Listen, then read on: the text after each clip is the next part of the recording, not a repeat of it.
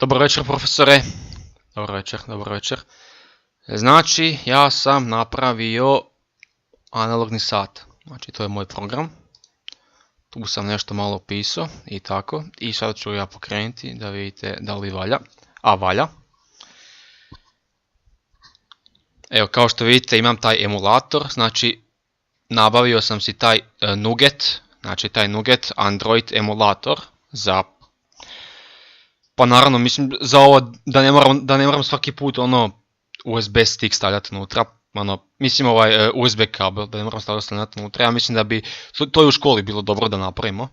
Skinemo taj emulator i šta ćemo mi više kablove nositi.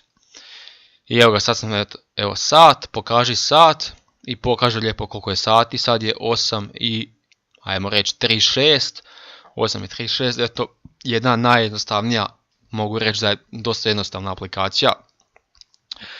Mogu bi ja, mislim, imao sam ja vremena da napravim još, ali svaki put kad sam nešto radio, evo jučer, to je prekjučer kada je to bila četvrtak, u četvrtak sam radio aplikaciju, 6 sati sam radio aplikaciju, znači ne jednu aplikaciju, 4 aplikacije sam radio i svaki put kad sam radio, svaki put sam nešto zeznio, zato što su ti svi videi dugački preko 30 minuta i svaki put nešto zeznem, ne stignem, mislim, ne da ne stignem pratiti, nego nemam živaca više pratiti tak nešto, tako da sam eto napravio ovako nešto jednostavno. Eto, analogni sat i to je to. Evo. To je to. Mislim, evo, sad da sam imao još vremena, napravio bi još nešto, ali možda još jedan dan onaka vremena da sam imao, možda bi čak uspio nešto napraviti, ali eto šta da vam kažem, evo, sutra idemo ujutro radit, sutra je subota, sutra idemo ujutro radit, u 6 sati ujutro, dižem se, u 7 idemo radit, ja i tata idemo negdje radit, kod tete tamo nešto na krovu, i tak, eto, profesore, šta da vam kažem, možda sam mogao još napraviti, ali eto sad i za 1. maj isto nisam imao vremena i cijeli taj produžni vikend nisam imao vremena, tako da eto napravio sam sad to na brzinu šta sam napravio.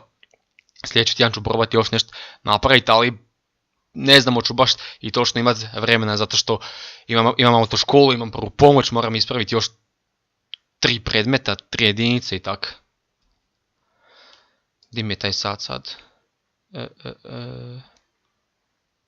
Evo ga, clock, pokaži sat, eto sad je 8:38, znači kod mene je sad 22:38, ali zato što je ovaj emulator, treba bi u emulatoru namjestiti da mi bude lijepo 22:38, a eto sad je tu 8:38, dobro, nebitno, nema veze, to je to za ovaj video.